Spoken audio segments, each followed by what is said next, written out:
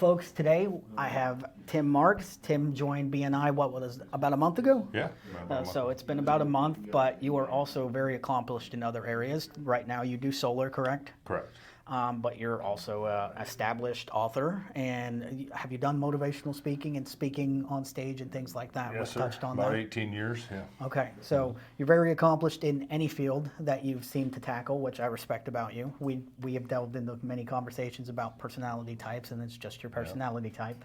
But today, we're just going to sit down. We're going to kind of just free flow off of some questions I usually ask people when they come in, and let's jumping right into it, starting with BNI.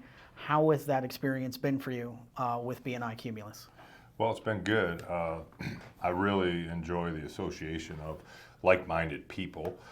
So I was in the network marketing industry for many years, and that's heavy on association. And since I've been out of that, since really 2019, 18 or 19, I've been craving that people that want to achieve something in life, and that seems to be the kind of people that BNI attracts, is people that care about not only where they're at, but how to get better and where they're going. Yeah, absolutely. And I think there's a lot of, that's what attracted me to it to start, was the accountability aspect. Yeah. And like, hey, if you're not doing this, it's not like we don't want you in the room, but to your point, we only want people in the room that are all, there's a camaraderie, let's say. There's a good camaraderie there of, not only am I going to take care of myself, but I have to take care of others around me, or we're not going to be successful. We have to be successful together. That's what drew me to it, and that's why I love about the room. And not for nothing, we did have someone in the solar position before you, and there is a lot of turnaround in certain positions. But I was really excited when you came on board, especially when we had our first one-to-one, because you were competing. There was two people competing for your spot. But after we had our one-on-one, I was like, oh yeah, we nailed it with having you come in. And some of us seen it in the interview when we initially interviewed you. You weren't braggadocious, or, there was a very calm, and your responses to questions were very thought out and methodical. And I was like, okay. And then, like I said, on our one-to-one, I learned so much about you that I was like, okay, this is exactly the type of person that we need in the room. So I guess a follow-up question to that would be, like me, I like being around you because I feel like I can learn a lot from you. What else could you possibly teach the younger entrepreneurs in that room that you maybe wish you would have known sooner? Probably, it seems like all great life lessons are taught in threes, maybe fours, but usually three things, right? So one of my first mentors taught me this: define what you want, learn from somebody who has what you want, and go out and do what they did. So whatever field you're in, like in real estate, like I would recommend people. I heard there was a young guy there at BNI a couple weeks ago. You were mentoring him. I can't remember his name, but Devin, yeah. So that's great that he's younger and he looked at you, because you're the kind of guy that, in my mind, the time we spent together, you don't just care about selling a house. It's about what's going on with the whole overall market. Like I want to do a good deal for this customer. So that's important. So find somebody like that. But first, you got to define what you want. Okay, I want to be a world-class realtor, or I want to be a great speaker or author or plumber or whatever it is. So find somebody. When I was trained as an electrician, eventually electrical engineer, I had great mentors. I had a great journeyman that I worked under. And so I learned from him. I didn't take it lightly that, I was in my 20s. This guy's in his 60s. He has so much knowledge, right, that I can learn from him. And then I did what he did. And that's how I became a successful engineer. And same thing in any field I've been in. I've had some really great mentors in my life. So define, learn, do. Most people do it backwards. They do what they have to do to pay the bills. They learn from a bunch of negative broke people, and that defines their lifestyle. That's why they're broke. They have a 30-year mortgage, 2 car payments, et cetera, right? They didn't do it the right way. And to piggyback off that, I don't remember who it was, and you read a lot. You might be able to tell me. Or it might have been just someone in passing. They had said the best way to learn is to have a mentor and to be a mentor, because you're always in the middle. You're always learning something, but then you're learning it twice by passing it down to someone else. Yeah. So that's something I gravitated to when I first started to be a mentor in these walls in real estate. Like, I didn't think I was ready for it at all, but obviously someone else, was seeking me out to be like, hey, you've accomplished something that I want. So how did you do it? And lo and behold, like they listened and they're also successful. So it's just like, okay, I must have done something right. It's a great feeling. Yeah, it is. Especially when you're, especially that struggle of like eating peanut butter and jelly sandwiches for 2 months straight. And it's just like, am I really doing the right thing here? But then having those people come to you and like, teach me how you do it. And that's kind of how I operate a lot, like with yourself and everyone in BNI that's been in there a while.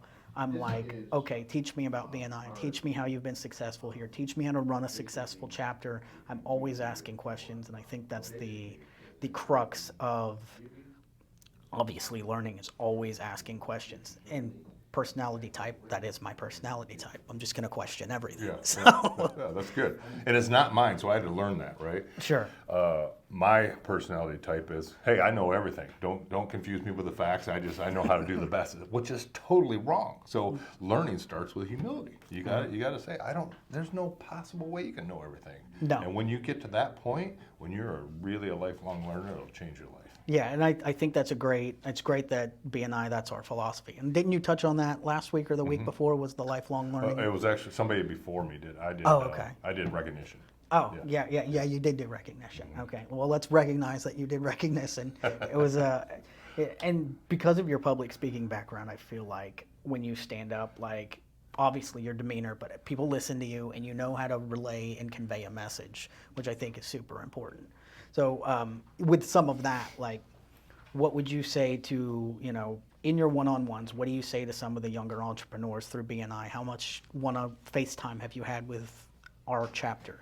Well, I just sat down with Aaron this morning, who he's not even 30 yet, so he's a kid to me, right? Yeah. So, but he was sharing with me, hopefully this isn't, I'm not going to share what his dreams are, but he has some dreams. I said, dude, that is so important. You at 28 years old to have a dream and know where you're wanting to go. Yeah. Define what you want. Learn from somebody, do what they did, right? Yeah. And so I would encourage all young entrepreneurs, like, so much of what you need to know is a skill.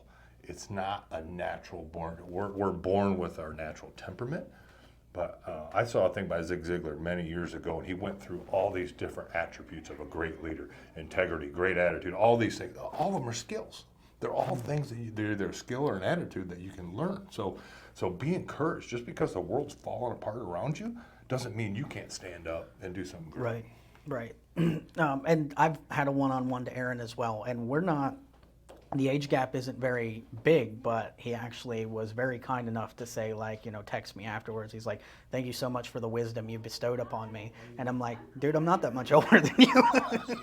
Yeah, you're a lot younger than me, I think. Yeah. You don't even gray yet. No, I'm waiting on it. So let's talk a little bit about your accomplishments outside of your business, and then we'll get more into the solar aspect. But I'm fascinated with the fact that you've written books, because that's something that I've always wanted to do with my life, is like, being a deep thinker, you're naturally a decent writer. Or at least you should be. Like, you should be writing to get those thoughts out. So talk to me a little bit about that. Like, how did that, you've written 2 books, correct? Yeah. Yep. So how did that come about, and is there anything else kind of in the forefront of maybe another one? Yeah. So let me tackle the last one first, get that out of the way, because it's a short answer. Yes, I actually have a book framed in about friendship and relationships and how to do in life and business. So that's in the works, has been for a while, just haven't released it yet. But with the books, a little known fact about writing books, a lot of people don't know this. Some of the biggest authors that they didn't write their books, they have a ghostwriter. I'm one of the very few authors, if you look in the front of my 2 books, which I say this in all humility, they're both bestsellers, and I'm thankful for that. Not because I'm some kind of great wordsmith, but because my ghostwriter, who isn't technically a ghostwriter, his name's C.J. Calvert from Canada, I paid him to write. So how we would do it, first of all, how it came to be was one of my good friends said, dude, you've got to tell your story. I grew up without a dad, thought this guy was my dad. There's this whole mess. Barely graduated high school. I mean, just a mess. I shouldn't have made it. I'm the guy that everybody in high school said, there ain't no way that guy's making it. I'm that guy. Like, literally people, like, really? He did? Yeah, it's funny. But, so my buddy was saying, dude, you've got to tell your story. I said, I barely graduated high school and struggled in college, and, like, I don't know how to write. He goes, well, hire a ghostwriter. And so all you do is, I got this ghostwriter who he was a guy in my network marketing team, that's what he did. And he told me some of these guys he'd written books for. I'm like, wow, really? And anyhow, so we have conversations. He'd write me something back. We'd back and forth. I'd edit. No, it's really not my voice, whatever. So that's how the book came to be. So Voyage of the Viking, my first book, which I think has sold somewhere around 80,000 copies. That book we put together and printed it from inception to print was about 9 months. Okay. But it really, I was probably 44 when I wrote it, so it took 44 years to write. Wow. Technically. Yeah. And I think that's something not a lot of people take into mind is like, how long, like life journey, right? How long is it going to take you to get to the point where you write? And then obviously that's the educational part of it is like, there's so much life experience in between the pages of a book, and it's crazy. And I think I don't know if it's a lost art, but I don't want to see it become a lost art of people writing and reading and things like that. Like it's so, that's what fascinates me about it and why I love it. It's so much bestowed wisdom, and because it's your entire life experience condensed into something you can pick up. They get, how old were you did you say you were when you wrote it? 44. So they get 44 years of experience essentially in your focused experience in 3, 4, 5 days that they read. All right. Follow-up question to that, and because I think about this a lot actually, is to that point is, you say it's everything you learned up to that point. So there's a lot of their kind of voice behind your voice and what's pushed you through to get to who you are. Because, it kind of makes up your being of like everything you've learned is like Zig Ziglar, Tony Robbins, all these motivational speakers, and then you just kind of repeat that rhetoric. And I see that a lot with motivational speakers, like we go to the real estate events and they're all just kind of teaching mindset. Mm-hmm. And it's just kind of Tony Robbins regurgitated in a real estate room, and you see that a lot. So in writing, and I know you said you had a ghostwriter, but was there any difficulty in finding your own voice, so to speak?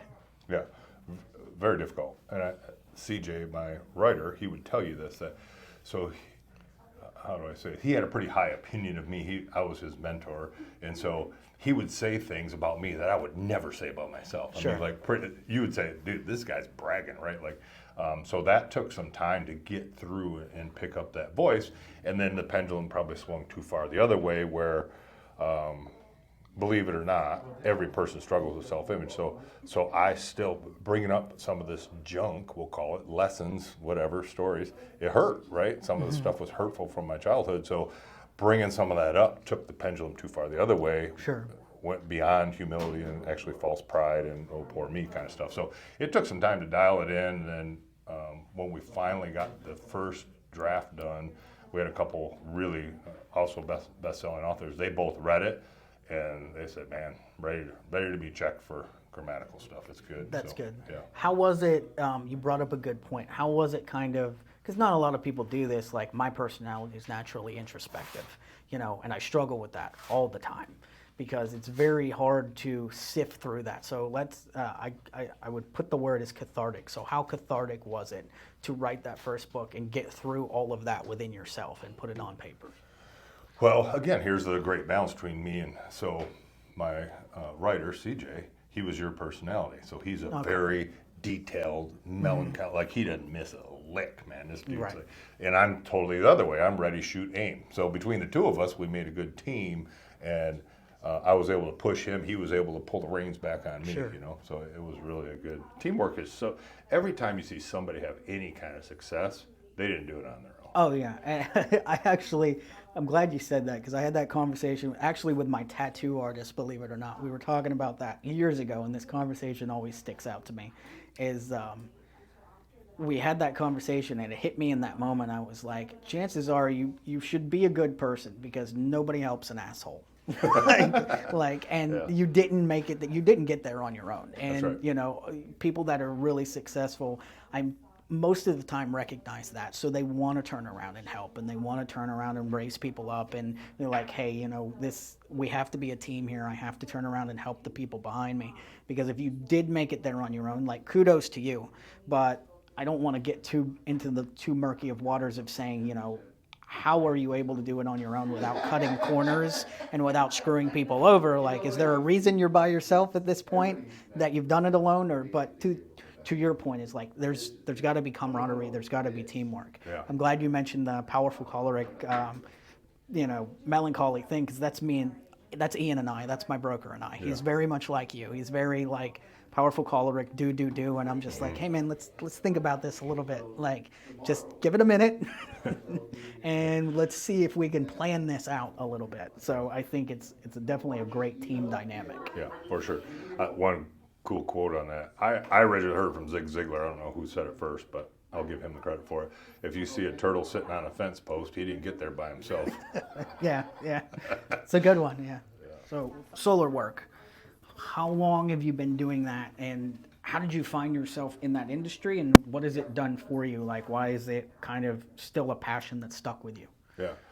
So I'm an electrical engineer by training, so I just love the fact that you can take the sun, harness that energy, put it through some glass through photovoltaic transfer, and make electricity. I've always thought that's cool. So back in 2014, actually, I owned some land up in the Panhandle, and I just wanted to be totally off the grid. So I said, I'm just going to design my own system myself. This is before residential solar was really popular. Like, it just wasn't like it is now. There wasn't all the tax incentives. So I built this whole system, a little 8 kW system, and I built my own battery backup system with marine grade deep cycle batteries and wired them all in series. And anyhow, so that was my first experience. So that was 2014. 2020, one of my sons was looking for work. And at church, there was this guy who owned a solar company. And I thought, well, that would be a good experience for my son to go out and knock doors. He needed appointments, so I had to go out and knock on the doors, right? Sure. That's one of the most character building things you can I do. just did it all weekend. Yeah. It's gut wrenching. It's like, because there's so many things that you think, like, there's so many ways this can go wrong. Like, I'm on this person's property, they have dogs, they might have weapons. And I had so many people follow me because I'm on my golf cart and I'm just driving, and like I have like 60 boxes of candy beside me, and people are just slowly following me and then stopping, like, what are you doing? I'm like, I'm literally just giving out candy. But it made me think of, like, I had two thoughts in that moment, which was, people don't see other people do enough good. Yeah. And then there's another thought that's like, I get it because I'm naturally suspicious of everyone, but that's the thing, is like, there's got to be something to this. There's nobody's just doing something nice. I mean, and yeah, it's business related, but there's heart behind it. Yeah. So that's how it got started. My son started knocking doors for this guy, and then I wanted to go check this guy out. Something just didn't seem totally right with me. So honestly, I was suspicious, kind of like you are. And so I went and sat through a couple meetings. I looked at them and I thought, wow, this looks pretty good. Well, if I made a couple sales with him, like, I have experience in sales. My son didn't, but he was getting it. And he turned out to be a pretty good solar sales guy. So I started selling, and then turned out that guy, my suspicions were correct. We broke away from him, and I started my own company in 2020. Okay. Basically what happened, yeah. So we are set up basically as a brokerage. Customers, homeowners don't like that term, somehow freaks them out. So we call ourselves an advocate, but we're basically there to get the homeowner the best deal, the best pricing, best warranty, et cetera, from multiple different manufacturers. And in your journey thus far, you've primarily been in Florida, right? And then, so, like, in a nutshell, you obviously have passion for it, which is great, and that shows through your work, through selling, through things like that, because there's that old adage about sales of, like, you're never going to be able to sell anybody on it unless you're sold on it, which is 100% true. Regardless of how you get sold on it, like, you have to see it, or you have to have passion for it. But in a nutshell, like, how has that all been up to this point? Where do you see it going? Like, do you kind of want to keep it the same and just make money off of it, or where do you see it going as a business, so to speak? So we see it right now. I think we've installed in, I can't remember if it's 14 or 16 states already. We can install in 42. So right now, we're actively selling in several states. So Florida is where it all started. But because of the people that I know throughout all the years, that's where a lot of our sales force came from.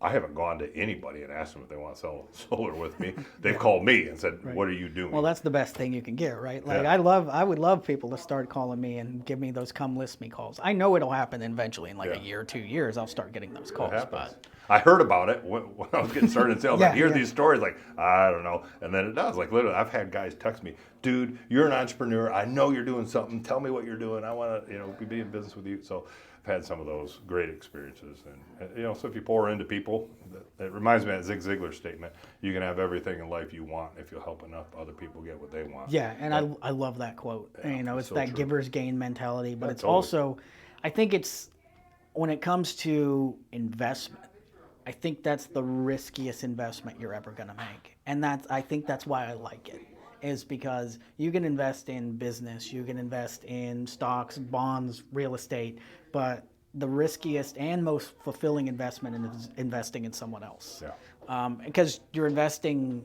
the most precious resource most of the time, which is time.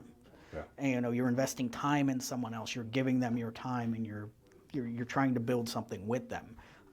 And most of the time it doesn't pay off, but I think, at least for me in my experience, and hopefully for you and yours as well, even if you just get one or two out of the multiple amounts of people you try to invest in, it still kind of makes it worth it. It's just like, I knew I was right about this in some capacity, and yeah. like watching them succeed. Yeah. Yeah. And Absolutely. so let's speak to me a little bit about, because you have a vast network of people then. So how, and this is a good segue into this question, would be, how many people have you met that, like you said, come to you like, hey, you're an entrepreneur, you're always doing something, that you've poured into that are still working with you? Like you said, you're a ghostwriter, you were a mentor to him. So how fulfilling has that been? And how much has it how does it continue to push you forward, let's say? Well, it's been very fulfilling. It's been one of the greatest gifts of my entrepreneurial journey, is seeing others succeed. And so, yeah, it pushes you forward because like people are still watching. If you say something like, I'm not just doing this for the money. I'm doing it for the greater good. I want to really help people succeed. Okay, well then, when you get a bunch of money, let's see if that's true. Yeah. So- money brings out the true character. That's right. If you're a jerk, it makes you more of a jerk. If you're a good person, it makes you more of a good person. It's that simple. Money does not ruin you. Money's neutral, right? Yeah, It's yeah. agnostic. It doesn't care. Right. It's a stinky green piece of paper. It doesn't do anything. So, so that has pushed me forward. And I love, my favorite part of doing business is the people. It's not the transaction. I love it when I see a contract done and all that. Absolutely, But yeah. I like to see the changed life. I like to know. I'll give you an example. We just had a sale we made. I was helping this young guy who I'm mentoring. He's from Brazil and here working. And so basically, he had a reference. We went down there. It was a pastor. And this pastor said, well, we're going to be getting a Tesla, so we want to add extra solar panels for that Tesla, and which, basically you're either going to pay the utility company to charge your Tesla, or you can do it through solar. So okay, so we'll add the panels for it. And he saw all the numbers and everything. Well, then 2 days later, he calls me and says, well, I don't know if we're getting a Tesla anytime soon. What do you really think about that? And so as a salesperson, the owner of the company, I got a decision to make. Do I want to try to talk this guy into buying something that he doesn't need so my commission is a little bit better, or do I want to do the right thing? Yeah. I said, his name's Roger. I said, Roger, when do you think you're, well, it's actually kind of tight. I said, so just between you and me, and now the rest of the world, you don't know his last name, but I said, you're probably not getting a Tesla next year. Is that a fair statement? He said, yeah, it'll be a couple of years. I said, okay, well then let's take the panels off. Yeah. Let's not give you more than what you need right now, and I'll give you my word that whatever our cost is at the time when you need a Tesla, we'll do the upgrade for you at our cost. How's that sound? That's great. Is it cool?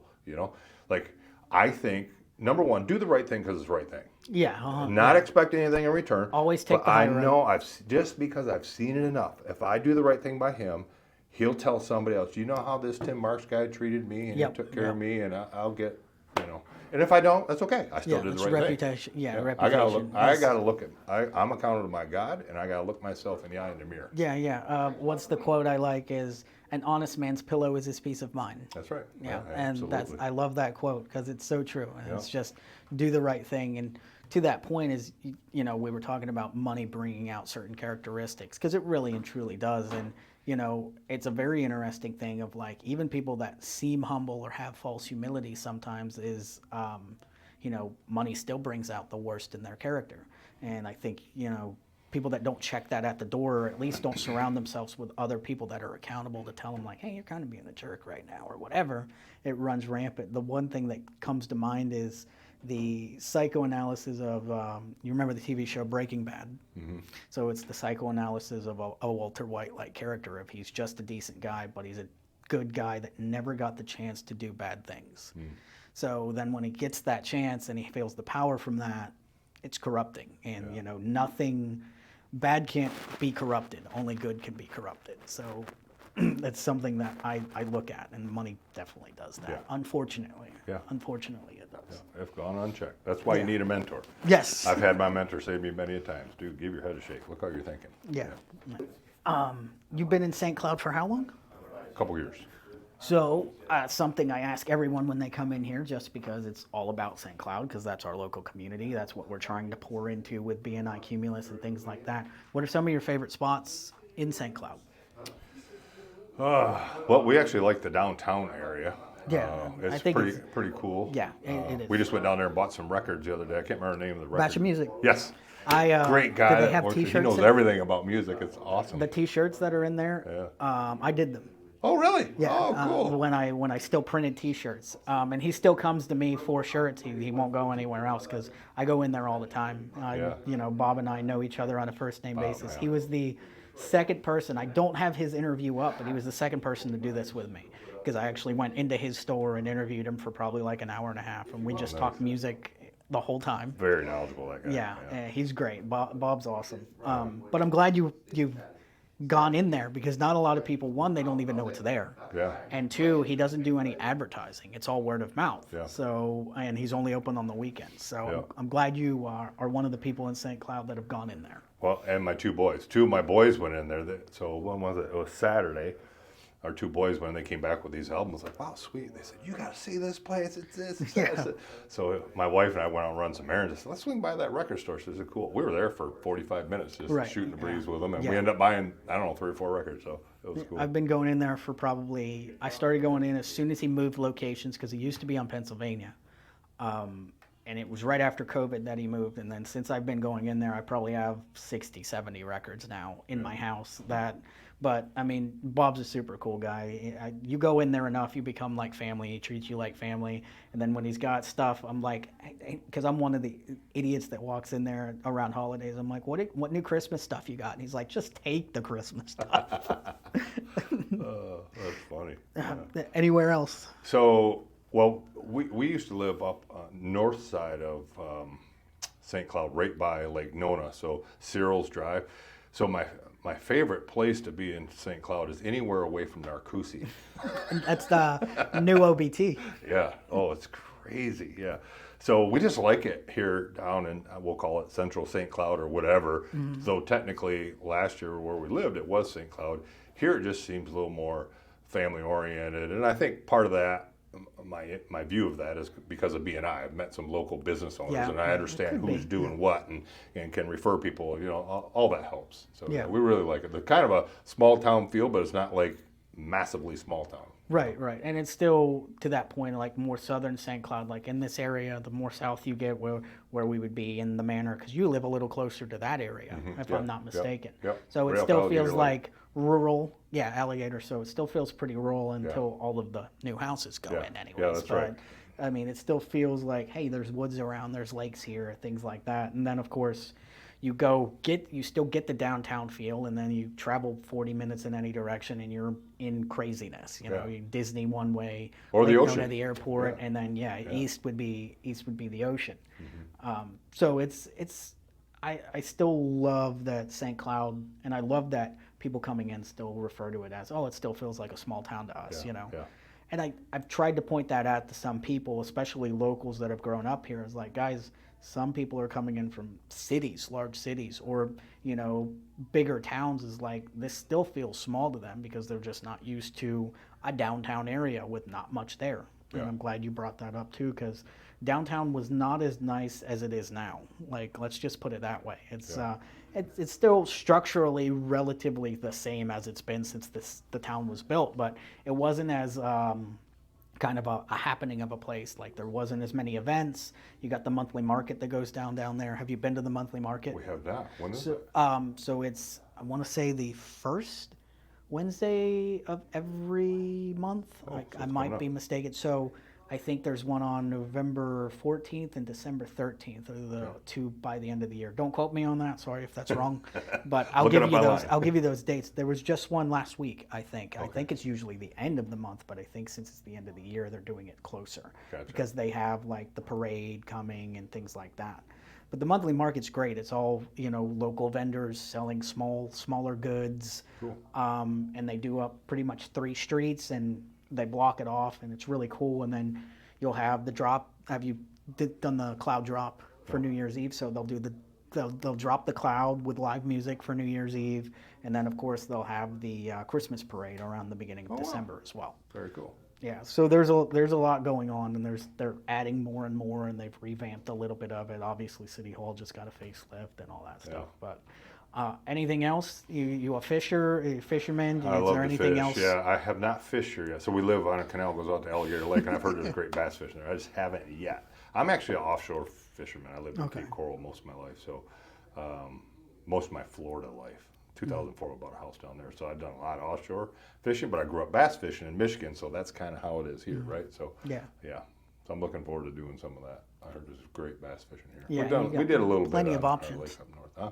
Plenty of options. Yeah, Like almost everywhere, every yeah. lake around here is Yeah, is, yeah, is like stocked. Lake Toho is legendary for bass. Right. Yeah. I didn't have the patience for it when I was younger. I probably do now, but I just haven't been. Yeah. I'll get a sailboat and I'll just kind of like hang out and maybe pick up a pole. But Yeah. it's a long. I can't even say it's a long-term goal now. It's like a mid to short-term goal Yeah. at this It's point. just nice to 'cause be on the water, I'm right? getting older. Yeah, it is nice. That's not a bad thing. So, closing questions for you would be one, obviously, just from me to you, I definitely want to thank you, even though there's really nothing to thank. It's just kind of by happenstance. But I want to thank you for being a part of BNI Cumulus for sure. And I love that you sought us out and you joined the room and then you joined on. I think you're an excellent addition to the room. And you have a lot of knowledge to give and to teach, especially the younger people in the room as well. And I want to thank you as well just for taking the time to do this. And every time we have a one-on-one, I learn something, which I love about talking with you. So closing questions, we've touched on local stuff. What do you kind of want to get out of BNI? Where do you think we're going, and what would you like to see more of? Well, I've been involved for a month, and so I'm just getting to understand it, and I'm sorting through maybe some of my past experiences, and knowing that BNI is well established is huge. So Yeah. Just learning some of the methods and approaches that BNI uses, and knowing that there's a reason for those. So I'm still really in a learning stage myself. So obviously, I would love to get referrals, and I would love to. I've only given one. Actually, I gave 2 referrals. One of them I don't know if it came through. The other one they weren't able to help. But so I look forward to that. Like I really look forward to walking in the room and knowing that if there's 30 people in that room, I've given each one of them a referral or 2, absolutely. like that. So to me, that's getting something out of BNI, because it gives me pleasure to know that somebody else was helped because I knew somebody and I was able to refer them. Yeah, and it's the contribution, obviously, is like, once you get recognized as like, hey, he's a contributor, then all of a sudden you get to have a say in a weird way, but you've given enough to, like, you already naturally have a say. You're already naturally a part of the group, and you kind of get to mold it to the way you want, which I think is a benefit of our chapter. Is it's not just you that's new, it's everyone in that room, unless they have a little bit of BNI experience, is new. The chapter's new, everything's new. So I love the not just the trajectory we're all on together, but learning together. I think Christine Lano, who just joined alongside with you, and Austin with 4 Aces, who just joined alongside with you. you know, none of them have BNI experience either. So we all get to learn together, and we all get to build something together, which I really enjoy. Yeah, yeah, that is cool. And knowing that it's worldwide, right? I know people all over the place. And I just told one of my sales reps in Michigan about it. I said, you need to go check out this BNI thing. Yeah. He's in like the Battle Creek area. I said, just go online, check it out. I sent him a link. I said, check this out. You can find one around you. And yeah, I think it's cool to have some place where you can plug people in all across the country. And I've had, up to this point, I've had a couple now cross-chapter one-on-ones. I have someone reach out to me from Massachusetts as soon as Cumulus launched, and he was running into some trouble with his chapter and the lack of growth, so to speak. And he's like, we just opened an office in Orlando. He was a mortgage lender. He's like, I'm just reaching out to realtors in the area, and I know BNI is the best way to go because you have to be on point and know your job and do your job to be a member. So he's like, I'm just reaching out to multiple people, multiple realtors, getting a feel for the areas I want to kind of look in. But also, since you just launched a chapter, I wanted to kind of pick your brain a little bit on how you accomplish that and what he didn't ask for the advice, but I kind of gave it to him of like, I think he was in a situation where most of the people in his chapter was 10 years old, and he was a 30-year-old guy, just joined 2 years ago. I'm like, I think what you might be suffering from is lack of youth in the group. Yeah. Because his chapter was only, I think, 10 members, and 6 of them were tried and true, been there for 10 years. Yeah. And I'm like, at that point, and I told Aaron something similar, at that point, you've already kind of accomplished what you wanted to accomplish. Most people have. Your drive isn't as vast as it used to be. I'm like, if I could give you anything or any advice, it would be find some youthful entrepreneurs to re-inject the life into that room, because they're probably going to want to help it grow. Yeah, yep. You know, there's this community principle. There's Michael Dell did a talk, content commerce community. I won't go into it, but basically community is the key to any business.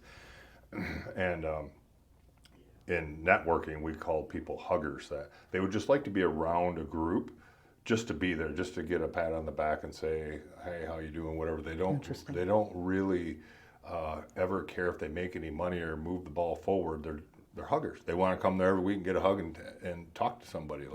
And they're good people, right? Right. And that's the role they play. But to your point, you have to bring in the new people who are hungry, who will, everybody will rise up to their level. That's what makes the thing grow. Yeah, and I agree with that. And to touch on that, I think I'm going out of town here soon to San Diego. It's my first time out to California. Oh. So I think I'm going to be like, all right, where's the nearest BNI group? Can I make a meeting while I'm here? I should have done it in Dallas when I was out there, but I didn't get a chance to. But now it's something I think about when I travel, is just like, can I get into a BNI group here? What connections can I make? Everyone knows someone that wants to live in Florida, so it's easy for me. I'm just like, all right, especially let's from see. there. Yeah, so I'm like, all right, let's see what I can find out, right? Yeah. So I think it's such a useful tool, especially the more you dive in. You mentioned earlier, you get out of anything what you put in. Like and being in a leadership position, I've had to put so much in, but I've seen so much out of it already. Like I don't shy away from that responsibility at all. Yeah, that's good. Tim, thank you much. My pleasure. For coming in. Thanks for having me. Yeah, absolutely.